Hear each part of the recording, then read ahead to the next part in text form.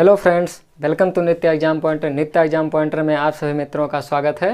कैसे हैं आप सब लोग? अच्छे होंगे, कुशल होंगे, स्वस्थ होंगे, ऐसी आशा करते हैं। आप सब लोग स्वस्थ रहें, मस्त रहें और उसके साथ मस्ती के साथ अध्ययन कीजिए। अपने पढ़ाई पर ध्यान दीजिए, क्योंकि लक्ष्य क्या है? प्रतियोगी परीक्षा को पास करना और एक सीट ले लेना है किसी भी कंपटीशन परीक्षा के लिए। चलिए, आज आप सबको जो पढ़ना है, किसके बारे में पढ़ना, हमने कल बताया था plate tectonic theory. Plate tectonic theory वो हो गया हमारा कौन सा सिद्धांत? प्लेट विवर्तन की सिद्धांत। इसके बारे में आप सबको अध्ययन करना है। तो आइए आप सब अध्ययन कीजिए मस्ती के साथ। प्लेट क्या है? प्लेट शब्द किसने सर्वप्रथम दिया? यह सिद्धांत सर्वप्रथम किसने दिया? इस सब के बारे में आज आप सबको अध्ययन करना। प्लेट क्या है, कौन कौन से प्लेट हैं, इन सब के बारे में आज आप सबको अध्ययन करना है। स्थलीय दृढ़ भूखंड को प्लेट कहते हैं। स्थलीय दृढ़ भूखंड को क्या कहते हैं? प्लेट कहते हैं। ये ध्यान रखिएगा, कभी कभी ये भी पूछ लेता है प्लेट क्या है। स्थलीय दृढ़ भूखंड, ये ध्यान रखिएगा। स्थलीय दृढ़ भूखंड को क्या कहते हैं? हम प्लेट कहते हैं। प्लेटों के स्वभाव एवं प्रवाह से संबंधित जो अध्ययन होता है उसे हम क्या कहते हैं? प्लेट विवर्तन की। प्लेट विवर्तन की। प्लेटों के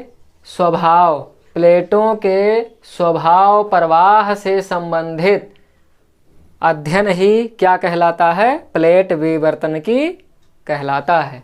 ये ध्यान रखिएगा, क्योंकि प्लेटों का जो स्वभाव है और जो प्रवाह है, मतलब किस दिशा में प्रवाह हो रहा है, उसका स्वभाव कैसा है, छोटा है, बड़ा है, किस प्रकार से बनी है प्लेट, ये हो गया स्वभाव। और जो प्रवाह है, मतलब किस दिशा में प्रवाह हो रहा है, पूरब, पश्चिम, उत्तर, दक्षिण या भूमध्य रेखा की ओर, ये इससे संबंधित है। तो उसका अध्ययन क्या कहलाता है? प्लेट विवर्तन की। ये भी ध्यान रखिएगा।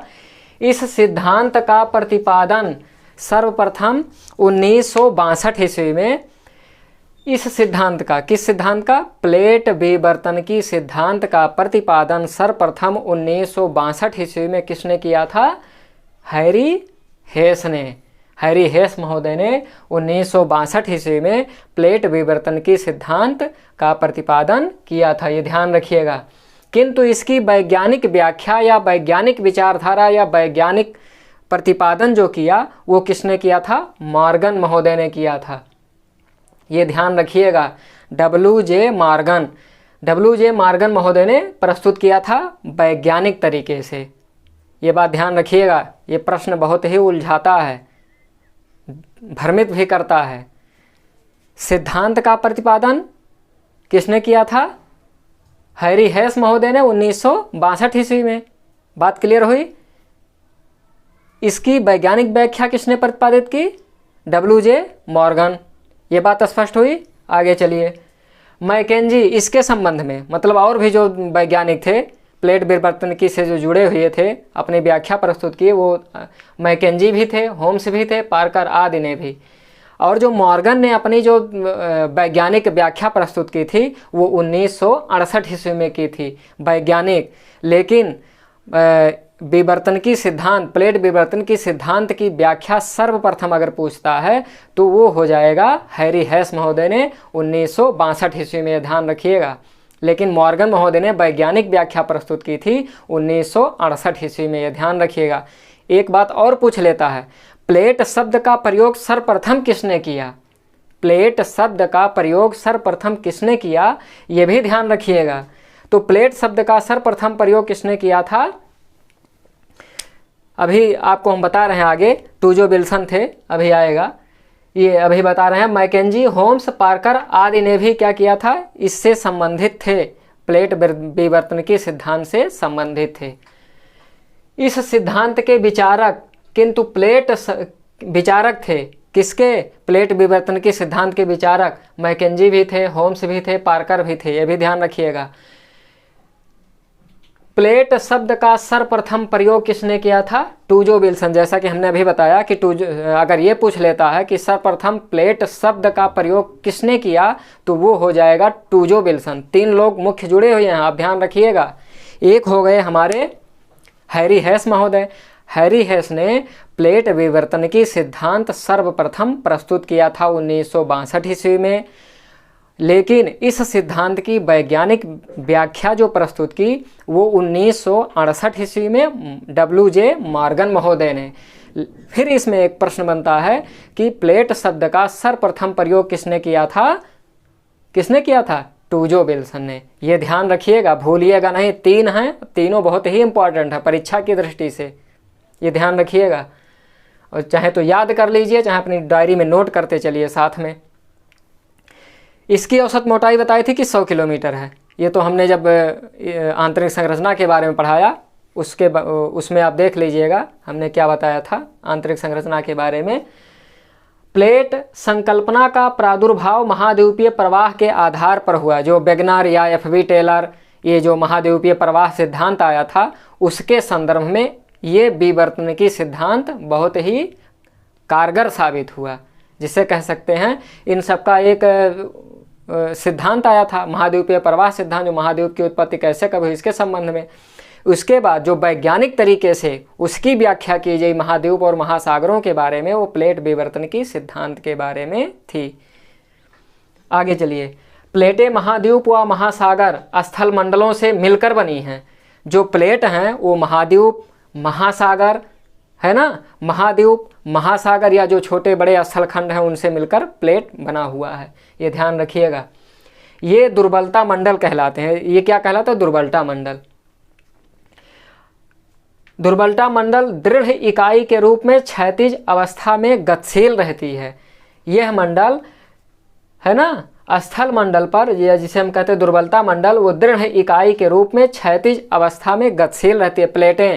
प्लेटें जो हैं वो क्षैतिज रूप में एक दृढ़ इकाई के रूप में हमेशा गतिशील रहती हैं, हमेशा गतिशील रहती हैं। इसीलिए प्लेटों को 2 भागों में बांटा गया, एक महासागरीय प्लेट और एक महाद्वीपीय प्लेट। आप ये भी जानते होंगे, एक महाद्वीपीय प्लेट और एक महासागरीय प्लेट।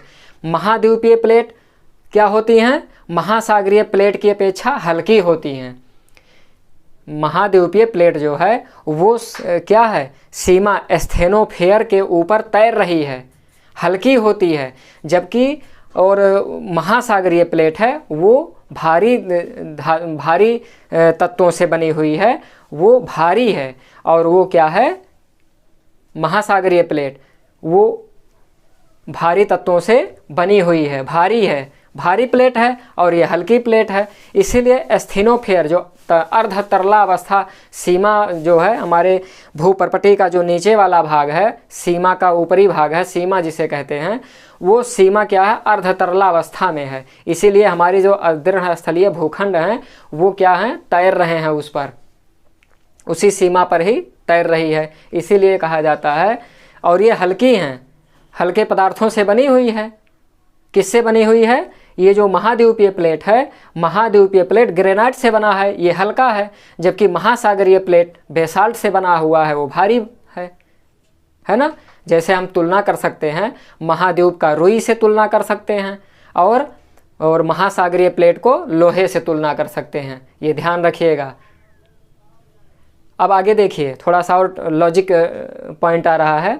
जो महासागर हैं, महासागरीय प्लेट है वो भारी है लेकिन घनत्व में कम है, और वो क्या है? तीव्र गति से क्या कर रही है?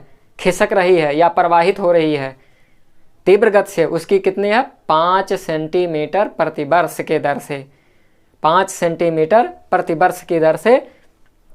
जबकि जो महाद्वीपीय प्लेट है हल्की प्लेट है, हल्की प्लेट है। जैसे हमने तुलना किया रुई से, रुई हल्की होगी। 1 किलो लोहा और 1 किलो रुई, आप देखिए कौन बहुत ज़्यादा दिखाई देगा?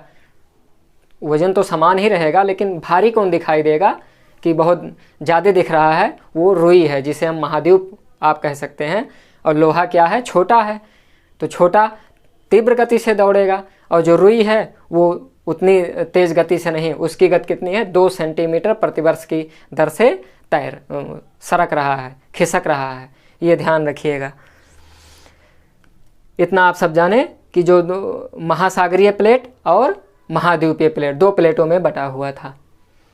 अब देखिए, प्लेटों की गति के कारण जो प्लेट हैं उसकी गति क्यों उत्पन्न होती है, कौन सा कारण है। जो ये जो प्लेटें हैं, महासागरीय प्लेट हो गई या महाद्वीपीय प्लेट हो गए, तो ये क्यों गत कर रहे हैं, इसका क्या कारण है। एक है पृथ्वी जब अपने अक्ष पर घूम रही है, एक कारण ये भी बन जाता है, और दूसरा होता हॉट स्पॉट। अब क्या है इसके बारे में देखिए आप, ये जो प्लेट है, प्लेट की जो गति है, इसका कारण है पृथ्वी का घूर्णन। पृथ्वी का भूमध्य रेखीय भाग अधिक तीव्र गति से घूर्णन करता है। ध्रुवीय भाग आप अक्सर देखेंगे, साइकिल का पहिया, मोटरसाइकिल का पहिया, जितनी तेज गति से उसका बाहरी भाग घूमेगा, उतनी तेज गति से वो जो आप देख रहे हैं जो ध्रुवीय भाग होता, अक्षीय भाग होता, वो उतनी तेज गति से नहीं घूमेगा। आप चाहे देख लीजिए, जितनी तेज गति से उसका टायर वाला जो बाहरी भाग है वो घूमेगा तेज गति से, उतना जो जहाँ नट बोल्ट मतलब जो क्या कहते हैं उसे, अक्षीय भाग है, वो उतना तेज गति से नहीं घूमेगा। तो ये बात ध्यान में रखिएगा। पृथ्वी का भूमध्य रेखीय भाग तीव्र गति से घूर्णन करता है, मतलब तेज गति से घूमता जब पृथ्वी घूर्णन करती है। विषुवत रेखीय भाग,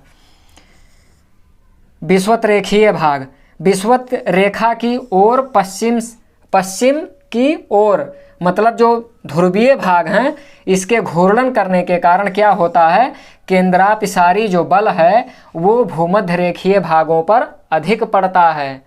वो जो केंद्रापसारी बल है, केंद्रापसारी बल जो भूमध्य रेखा तीव्र गति से, जो भूमध्य रेखीय भाग है वो तीव्र गति से घूमती है, तो उसके कारण क्या होता है, उसी भाग में केंद्रापसारी बल अधिक हो जाता है, अधिक तीव्र गति से घूमने के कारण।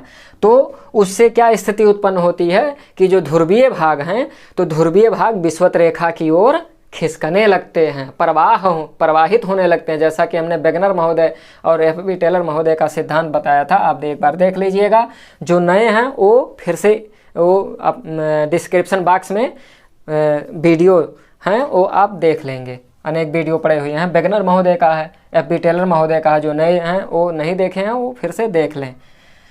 आगे देखिए, ध्रुवीय भाग विषुवत रेखा की ओर, मतलब या पश्चिम की ओर, विषुवत रेखा की ओर भी कह सकते हैं, पश्चिम दिशा की ओर भी कह सकते हैं। पश्चिम दिशा की ओर हमने बताया था, वेगनर और एफ.बी. टेलर महोदय ने क्या बताया था, ज्वारीय बल के कारण पश्चिम दिशा की ओर खिसक रहे हैं। और विषुवत रेखा की ओर वेगनर महोदय ने क्या बताया था, जो भूमध्य रेखीय केंद्रापसारी बल है उसके कारण। ये ध्यान रखिएगा। प्लेटें गतिशील रहती हैं, अभी हमने बताया महासागरीय और महाद्वीपीय दोनों प्लेटें गतिशील हैं।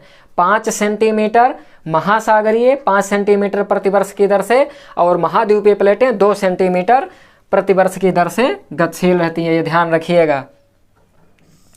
जो ध्रुव के चारों ओर घूमती हैं, जिसे आयलर सिद्धांत कहा जाता है। आयलर सिद्धांत, आयलर महोदय ने इस सिद्धांत को प्रतिपादित किया था, इसीलिए इन्हीं के नाम पर आयलर सिद्धांत कहा जाता है। ये ध्यान रखिएगा, परीक्षा में पूछा गया प्रश्न है, आयलर सिद्धांत क्या है।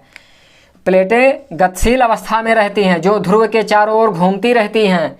ध्रुव के चारों ओर, पूर्व से पश्चिम से पूर्व की ओर, या मतलब पश्चिम की ओर, पश्चिम की ओर गतिशील रहते हैं, क्योंकि पश्चिम से पूर्व की ओर हमारी पृथ्वी घूर्णन करती है।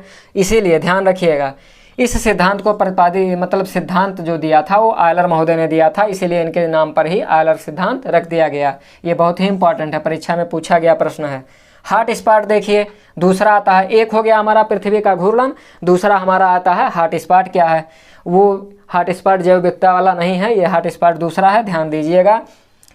भूप्रपटी या प्लेट के नीचे जो मैंटिल है, मैंटिल में जो जिसे हम सीमा कहते हैं, सीमा वो अर्ध तरलावस्था में है ना, अर्ध तरलावस्था में है, अभी हमने आपको बताया है।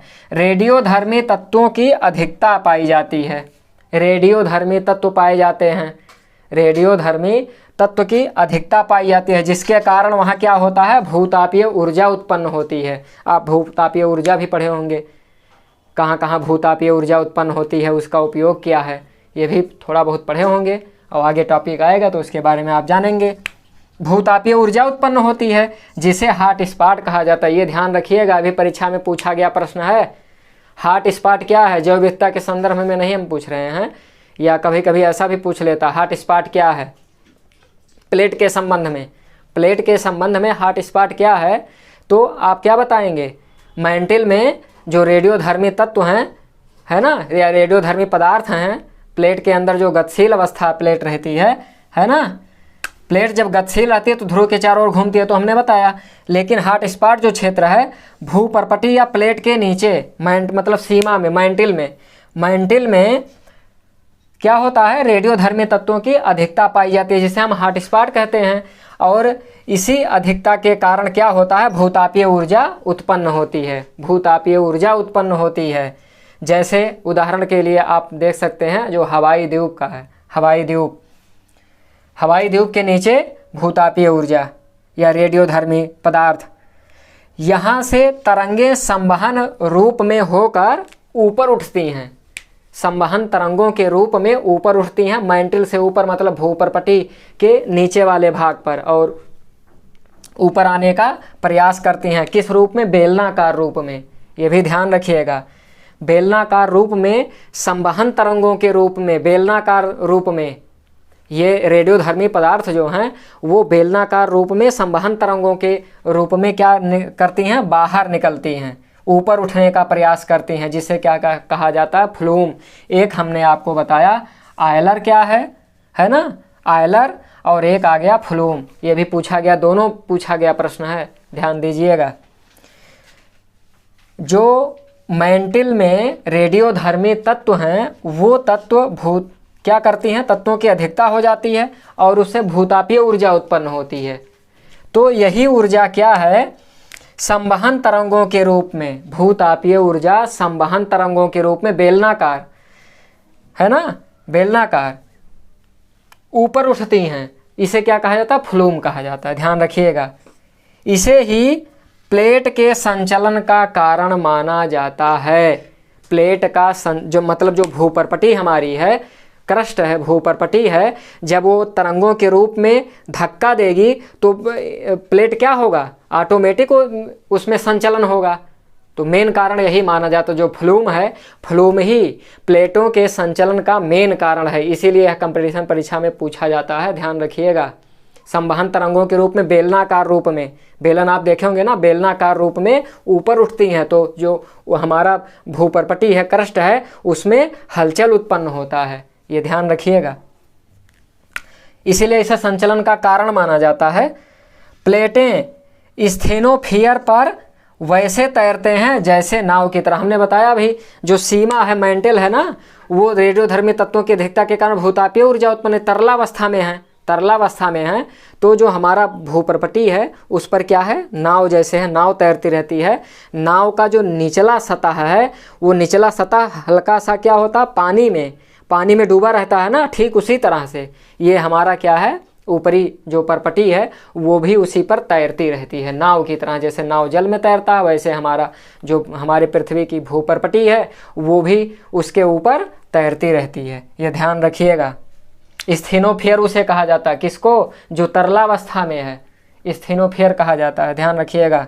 अर्ध तरलावस्था में प्लेट के किनारे जो अब आगे जो टॉपिक आता है हमारा इसमें, प्लेट में अभी आपने पढ़ा प्लेट शब्द क्या है, किसने इस सिद्धांत को दिया, वैज्ञानिक व्याख्या किसने प्रस्तुत किया, ये आप पढ़े। फिर उसके बाद इसका कारण क्या है ना, प्लेट जब गति करते हैं इस क्या कारण है, प्लेट कितने प्रकार की होती है, महासागरीय प्लेट, ये भी आपने पढ़ा। अब आगे जो इसका टॉपिक आता है वो क्या है? किनारा। जो प्लेटों का जो किनारा है वो उसको 3 श्रेणियों में रखा गया, 3 भागों में रखा गया है। एक विनाशात्मक और एक रचनात्मक और एक संरक्षी, तीनों प्लेट हैं। तीनों प्लेटों को आइए समझिए। रचनात्मक प्लेट का किनारा नंबर 1 पहले हमने आपको बताया क्या है? विनाशात्मक। जब 2 प्लेटें आमने सामने टकराती हैं तो क्या होता है? अधिक घनत्व की प्लेट कम घनत्व के नीचे धंस जाती हैं, जिसे अभिसारी प्लेट भी कहते हैं। इस प्लेट को अभिसारी प्लेट मतलब एक दूसरे के नीचे प्लेटें धंस जाती हैं। जैसे आमने सामने टकराएगी तो क्या होगा? बलन पड़ेगा, मोड़ भी पड़ेगा। लेकिन स्टेनोस्फीयर में क्या होता है?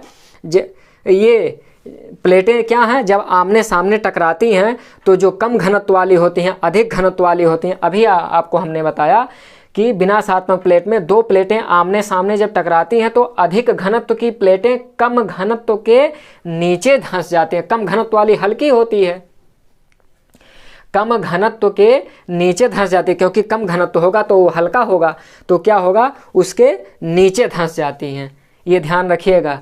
ये जो जैसे आप देख रहे हैं टकराती हैं तो अधिक घनत्व की प्लेटें कम घनत्व के नीचे धंस जाती हैं। इस क्या कहते हैं, इस प्रक्रिया को अभिसारी प्लेट भी कहते हैं। इस प्लेट को अभिसारी प्लेट कहते हैं। एक दूसरे के ऊपर क्या होती है, धंस जाती हैं, ये भी ध्यान रखिएगा। और स्टेनोफियर में वो गल भी जाती हैं, क्योंकि वो अर्ध तरलावस्था में है ना, उसको भी गला देती है, जो उसके नीचे धंस जाती है। मोड़ भी पड़ जाते हैं, धंस भी जाती है और मोड़ भी पड़ जाते हैं धंसने के कारण, क्योंकि आमने सामने कोई भी होगा तो क्या होगा, उसमें मोड़ होगा। मोड़ ऐसे जब टकराएंगे तो उसमें स्वाभाविक बात है मोड़ पड़ेगा। तो जैसे रॉकी अंडीज हिमालय हैं, वो उसकी उत्पत्ति हुई थी, ये भी ध्यान रखिएगा। जैसा कि वेगनर महोदय ने बताया था कि उसके अमेरिका के तटों पर नदियों द्वारा लाए गए जो निक्षेप था जमा था, और जब एक प्लेट पश्चिम दिशा की ओर खिसका तो उसमें क्या हुआ, आमने सामने तो टकराव हुआ था। जैसे एक प्लेट है, ये निक्षेप है, और इधर क्या हुआ, जो अमेरिकन प्लेटें थीं वो जाकर उस निक्षेप से टकराई, जो अवरोध था, निक्षेप अवरोध ही हो गया, तो जाकर उससे टकराई तो उसमें मोड़ पड़ गया, जिससे बलित पर्वत का निर्माण हुआ, रॉकी अंडीज वाला पश्चिमी भाग पर। ये ध्यान रखिएगा। दूसरा आपका आता है रचनात्मक किनारा या रचनात्मक प्लेट जिसे कहते हैं। इस प्लेट को क्या कहते हैं, दूसरा नाम इस प्लेट का दिया गया है अपसारी। जो हमारा विनाशात्मक प्लेट था वो अभिसारी था और ये अपसारी प्लेट है, ये ध्यान रखिएगा। रचनात्मक प्लेट दो समान या असमान घनत्व वाली, चाहे असमान घनत्व वाली हो चाहे समान घनत्व वाली हो, इसमें था। विनाशात्मक में कम घनत्व और अधिक घनत्व वाली, मतलब असमान घनत्व वाली, और इसमें है चाहे असमान हो चाहे समान घनत्व वाली हो। दोनों प्लेटें जब आपस में क्या करती हैं, दोनों प्लेटें क्या करती हैं, चाहे मोटाई वाली हो चाहे असमान घनत्व वाली हो, एक दूसरे के विपरीत दिशा में गतिशील होती हैं। एक दूसरे के विपरीत दिशा में, तो क्या होता है, उसमें दरार आ जाता है ना। ये भी तो आप पढ़े होंगे, जब पृथ्वी की आंतरिक शक्तियां एक दूसरे के विपरीत दिशा में कार्य करती हैं तो उसमें भ्रंशन उत्पन्न होता है, ऐसा आप पढ़े होंगे, है ना। तो यही, चाहे मोटाई अधिक मोटाई वाली हो चाहे असमान मोटाई वाली हो या समान मोटाई वाली हो, समान घनत्व वाले हो या असमान घनत्व वाले, जब प्लेटें एक दूसरे के विपरीत दिशा में, एक दूसरे के विपरीत दिशा में, कौन सा, रचनात्मक प्लेट इसीलिए नाम दिया गया, रचना करती हैं। कि किसकी रचना करती हैं, तो परपटी में दरार हो जाता है, जिससे स्टेनोफियर जो अर्ध तरलावस्था है, अर्ध तरलावस्था का मैग्मा भूपृष्ठ पर आकर भूपरपटी का निर्माण करती है ना। देखिए आप, मैग्मा भूपृष्ठ पर आकर, जो ज्वालामुखी क्रिया द्वारा अर्ध तरलावस्था में है, थोड़ा सा चांस पाएगा तो फूट करके आएगा, उसका पदार्थ बाहर निकलेगा और भूपरपटी का निर्माण करेगा। ये भी ध्यान रखिएगा। छोटे बड़े पर्वतों का निर्माण हो जाता है उस प्रक्रिया द्वारा। आप देखिए आगे, गतिशील तो परपटी में दरार, जिससे स्टेनोफियर का मैग्मा भूपृष्ठ पर आकर भूपरपटी का निर्माण करती है। इसे हम कहते हैं अपसारी प्लेट भी कहते हैं, ये ध्यान रखिएगा। अपसारी प्लेट किसे कहते हैं, अपसारी प्लेट कौन सा है, ये भी ध्यान रखिएगा, कई तरह से पूछता है प्रश्न। जैसे उदाहरण के लिए उत्तर और दक्षिणी अमेरिका, उत्तरी और दक्षिणी अमेरिका जब एक दूसरे के विपरीत दिशा में गई तो उसका क्या निर्माण हुआ, अभी आप देखेंगे यहाँ, चाहे देखिए ये प्लेटें दक्षिण अमेरिकन प्लेटें और उत्तरी अमेरिकन प्लेटें जब एक दूसरे के विपरीत दिशा में गई, एक दूसरे के विपरीत दिशा में, तो देखिए यहाँ क्या हुआ, हाँ यहाँ क्या हुआ, सागरों या महासागरों का निर्माण हो गया। ये ध्यान रखिएगा। आगे देखिए, या उदाहरण के रूप में आप यूरेशिया, ये यूरोपियन और ये अफ्रीकन प्लेट जब अलग हुई थी तब क्या हुआ था, ये देखिए, ये भी आप जान सकते हैं। सागर महासागर का निर्माण होता है, भूप्रपटी पर कुछ ना कुछ रचनाएं होती हैं, इसीलिए इसे नाम दिया गया रचनात्मक प्लेट। कोई नई रचना होती है, चाहे वह जल के रूप में हो चाहे स्थल के रूप में हो, नई रचना होती है, इसलिए रचनात्मक नाम दिया गया, भी ध्यान रखिएगा। जब आमने सामने होती हैं, आमने सामने मतलब एक दूसरे के विपरीत, आमने सामने विनाशात्मक और एक दूसरे के विपरीत रचनात्मक, ध्यान रखिएगा। अभिसारी विनाशात्मक और अपसारी रचनात्मक। तीसरा नंबर है संरक्षी प्लेट, ये भी ध्यान रखिएगा। संरक्षी प्लेट, संरक्षी प्लेट में जब दो प्लेटें एक दूसरे के मतलब आसपास खिसक जाते हैं, बगल में खिसक जाते हैं, है ना, एक दूसरे जो प्लेटें हैं, दो प्लेटें एक दूसरे के बगल खिसकते हैं, बगल में खिसकते हैं। जैसे दो प्लेटें हैं, एक इधर गई एक इधर गई, है ना, ऐसे ऐसे दो प्लेटें जैसे मान ले हो गई ना, दो प्लेटें एक इधर एक इधर, ऐसे ये अगल बगल हो गया, ऐसे ऐसे, है ना। इस तरह से आप देखिए संरक्षी प्लेट खिसकते हैं तो इससे रूपांतरण भ्रंश होता है। रूपांतरण, अब ये खिसकेंगे तो कुछ ना कुछ तो दरार होगा ही, भ्रंश उत्पन्न होगा, उनमें दरार तो उत्पन्न होगा ऐसे ऐसे जब खिसकेंगी। तो इसमें क्या होता है, तो इससे ना तो कोई प्लेट नष्ट होगा और ना ही कोई नया निर्माण होगा, ये भी ध्यान रखिएगा। एक दूसरे से ऐसे विपरीत दिशा में खिसकेंगी तो ना तो क्षय होगा, मतलब ना तो नुकसान कोई होगा और ना तो ही किसी नई चीज़ की उत्पत्ति होगी, ये भी ध्यान रखिएगा। जब एक दूसरे के बगल में खिसकते हैं तो उसमें दरार होगा, बस ये भ्रंश होगा, ध्यान रखिएगा, रूपांतरण भ्रंश होता है। इसे शियर सीमा भी कहते हैं, शियर सीमा और एक रूपांतरण सीमा भी कह सकते हैं आप। रूपांतरण सीमा, शियर सीमा जिसे कहते हैं, है ना, ध्यान रखिएगा। इसमें ना तो क्षय होता है, ना किसी नए का निर्माण होता है, ना कृष्ण का निर्माण होगा और ना क्षय होगा, ये भी ध्यान रखिएगा। सान एंड्रियास फाल्ट जो कैलिफोर्निया के समीप है, इसका एक उदाहरण है। सान एंड्रियास फाल्ट जो है भ्रंश, फाल्ट मतलब भ्रंश होता है, कैलिफोर्निया के समीप है, ये इसका उदाहरण है। ये तो तीनों हो गया क्या, विनाशात्मक प्लेट, जो प्लेटों का किनारा है, जब चाहे टकराएं, चाहे विपरीत दिशा में जाएं, चाहे एक दूसरे के बगल में हो जाएं, है ना, ये भी ध्यान रखिएगा। तीनों प्लेटें हो गई, प्लेटों के जो किनारे थे वो एक हो गया विनाशात्मक, एक रचनात्मक और एक संरक्षी। संरक्षी नाम दिया गया, ना तो इसमें क्षय होता है ना ही निर्माण होता है, इसीलिए इसे क्या नाम दिया गया, संरक्षी प्लेट।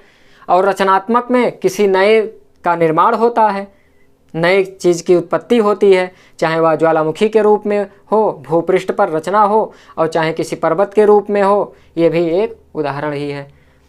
और जो विनाशात्मक है उसमें विनाश हो जाता है, उसमें भी उत्पत्ति होती है, इसमें भी उत्पत्ति होती है, लेकिन विनाश भी होता है, ये भी ध्यान रखिएगा।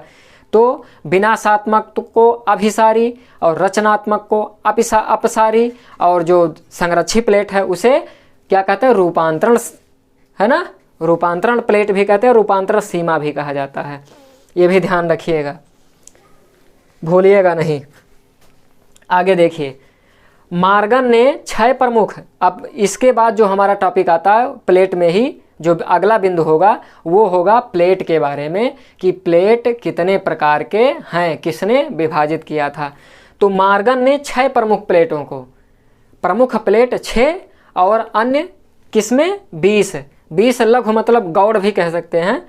6 प्रमुख थे और 20 लघु थे, मार्गन महोदय ने किया था, ये मार्गन महोदय ने किया था। लेकिन नासा मतलब वाशिंगटन डीसी डाटा जो है हमारे, उसके अनुसार 1995 के अनुसार, वाशिंगटन डीसी 1995 के अनुसार 16 प्लेटें थी, इन्होंने ये बताया था। लेकिन मार्गन महोदय ने 6 प्रमुख और 20 गौड़ प्लेटों की उत्पत्ति बताई थी, कि मतलब 6 प्रमुख हैं और 20 लघु गौड़ जिसे कहते हैं लघु गौड़ प्लेटें। अभी तक 7 बड़ी प्लेटें और 20 छोटी प्लेटों की पहचान हो चुकी है। अभी तक जो पहचान हो चुकी है वो कितने प्लेटों की, 7 प्रमुख प्लेटों की और 20 छोटी। लेकिन मॉर्गन महोदय ने जो बताया था, मॉर्गन महोदय ने बताया कि 6 प्रमुख प्लेटें हैं और 20 गौड़ प्लेटें हैं, ये भी ध्यान रखिएगा। तो आगे जो आपका आता है वो आपके आगे सामने है, प्रस्तुत है। क्या है ये? प्लेटों के बारे में। विश्व में या पृथ्वी में कितनी प्लेटें हैं पृथ्वी पर, ये ध्यान रखिएगा। 2 प्लेटें हमने बताया, एक बताया महाद्वीपीय प्लेट और एक बताया महासागरीय प्लेट। महाद्वीपीय प्लेट हल्की होती हैं जबकि महासागरीय प्लेट भारी होती हैं, ये भी हमने आपको बताया। महाद्वीपीय प्लेट महासागरीय प्लेट 5 सेंटीमीटर प्रति वर्ष की दर से खिसक रही हैं, प्रवाहित हो रही हैं, और महाद्वीपीय प्लेट 2 सेंटीमीटर प्रति वर्ष की दर से, ये भी ध्यान रखिएगा। इसीलिए आप जो देख रहे हैं, हमने जब वेगनर महोदय का प्रवाह सिद्धांत हम पढ़ा रहे थे, जब वेगनर महोदय का सिद्धांत पढ़ा रहे थे, आपको बता रहे थे कि ये जो दोनों प्लेटें हैं, ये दोनों प्लेटें आपस में जुड़ी हुई थी, ये दोनों प्लेटें आपस में जुड़ी हुई थी, है ना। अगर ये सब प्लेटें भी एक ही स्थलखंड का भाग उन्होंने बताया था, क्योंकि इसको अगर फिट कर दिया जाए, जिगसा फिट नाम दिया था उन्होंने ना, कि ये जो बनावट है, बनावट की दृष्टि से इसके किनारे को देखा जाए तो ये दोनों प्लेटें आपस में क्या हो सकती हैं, मिल सकती हैं। इसीलिए इन्होंने इसका नाम दिया था जिगसा फिट, वेगनर महोदय ने। उसी प्रवाह सिद्धांत के आधार पर ये प्लेट शब्द आया था, प्लेट विवर्तन की, ये ध्यान रखिएगा। ये जो प्लेट हैं, अब देखिए कौन कौन से प्लेट हैं, कौन प्रमुख प्लेट है। 6 प्रमुख प्लेटें हैं और 20 लघु प्लेटें हैं। तो लघु प्लेटें कौन कौन सी हैं, है ना, ये भी ध्यान रखिएगा। ये आप देखिए प्रमुख प्लेटों में उत्तरी अमेरिका का प्लेट आप देख रहे हैं ना, ये पूरा उत्तरी अमेरिका का प्लेट हो गया। ये उत्तरी अमेरिका का प्लेट, ये ग्रीनलैंड का प्लेट है, ये उत्तरी अमेरिका का प्लेट है, ये दक्षिण अमेरिका का प्लेट है ना। मुख्य प्लेटें हम बता रहे हैं, उत्तरी अमेरिका का प्लेट, दक्षिणी अमेरिका का प्लेट, ये ध्यान रखिएगा। अफ्रीका प्लेट, अफ्रीकन प्लेट, ये आप देख रहे हैं उत्तरी अमेरिकन प्लेट, दक्षिणी American plate, African plate, European plate. कितने प्लेट हो गई? 1 2 3 4 प्लेट, है ना। ये आप देखिए Indian plate, Indian Australian plate जिसे कहते हैं, न्यूजीलैंड भी उसी में सम्मिलित है। ये न्यूजीलैंड, ऑस्ट्रेलिया, इंडिया, ये आप देख रहे हैं, ये पूरा क्या है। लेकिन इंडियन प्लेट क्या है? महासागरीय प्लेट माना जाता है, क्योंकि इसका जो पूरा भाग है ये महासागर है, महासागरीय भाग है, ये महासागरीय भाग है इसका, इसीलिए इसे महासागरीय प्लेट भी कह सकते हैं। इंडियन प्लेट, ऑस्ट्रेलियन प्लेट, ये जो है एक ही है, इसे इंडियन ऑस्ट्रेलियन प्लेट कहा जाता है। आगे देखिए, है ना, ये हो गया हमारा 1 2 3 4 5 और नीचे क्या आता है ध्रुवीय भाग पे? अंटार्कटिक प्लेट, अंटार्कटिका प्लेट, ये ध्यान रखिएगा, अंटार्कटिका प्लेट। तो 1 हो गया उत्तरी अमेरिका, 2 हो गया दक्षिणी अमेरिकन, 3 हो गया अमेरिकन और 4 हो गया यूरोपियन, 5 हो गया इंडियन ऑस्ट्रेलियन और 6 हमारा हो गया अंटार्कटिका प्लेट, अंटार्कटिक प्लेट। ये 6 प्लेट हो गए। अब आगे देखिए गौड़ प्लेटें, ये हो गई हमारी नजका प्लेटें, ये हो गई हमारी फ्यूका प्लेट, ये हमारा हो गया कोकीज प्लेट और ये हमारा हो गया नजका प्लेट। ध्यान रखिएगा, गौड़ प्लेट और प्रमुख प्लेट, गौड़ प्लेटें ही ज़्यादातर पूछता है, गौड़ प्लेटें ज़्यादातर पूछता है। उत्तरी अमेरिका का जो पश्चिमी भाग है, नजका प्लेट, फ्यूका प्लेट, कोकीज प्लेट, ये देखिए आप यहाँ, ये नजका प्लेट हो गया, ये आप देख रहे हैं फ्यूका प्लेट हो गया, है ना। ये ध्यान रखिएगा, ये हमारा हो गया क्या है कोकोज प्लेट, ये जो हमारा है कोकोज प्लेट है। ये हमारा नजका प्लेट, ये भी ध्यान रखिएगा, भूलिएगा नहीं। ये हमारा है प्रशांत महासागर का ये पूरा भाग है, प्रशांत महासागर ये प्लेट 7वां नंबर प्लेट हमारा है ना। ध्यान रखिएगा। अब इधर देखिए आगे, इधर भी पश्चिमी भाग, अगर इसको गोल कर दिया जाए तो ये हो गया पश्चिमी प्रशांत महासागरीय, वो हो गया पूर्वी, मतलब एक ही प्रशांत महासागर है, लेकिन हम उसको मैप में समझने की दृष्टि से हम लोग क्या करते हैं, पश्चिमी और पूर्वी में विभाजित कर देते हैं। लेकिन ग्लोब में आप देखिएगा एक ही दिखाता है, ये और ये दोनों। अगर इसको ग्लोब की दृष्टि से देखा जाए तो पश्चिमी और वो पूर्वी दोनों एक ही हैं, प्रशांत महासागरीय प्लेट। ठीक है ना, ये ध्यान रखिएगा। उत्तरी अमेरिकन प्लेट, दक्षिणी American plate, Indo Australian plate और प्रशांत महासागरीय प्लेट, Antarctic plate, African plate, Eurasian plate, ये सब ध्यान रखिएगा, भूलिएगा नहीं। समझ में आई बात? कितने प्लेट हैं। गौड़ प्लेट अभी हम बता रहे हैं। ये जो उत्तरी अमेरिका का पश्चिमी भाग है, इस पर नजका प्लेट है ना, Fuca plate, Cocos plate, Nazca plate, Cocos plate, ये ध्यान रखिएगा। नजका प्लेट दक्षिण अमेरिका का जो पश्चिमी भाग है, ये ध्यान रखिएगा, भूलिएगा नहीं। ये प्रमुख गौड़ प्लेटें जो हैं, लघु प्लेटें हैं, यही परीक्षा में ज़्यादातर पूछता है। आगे बढ़िए।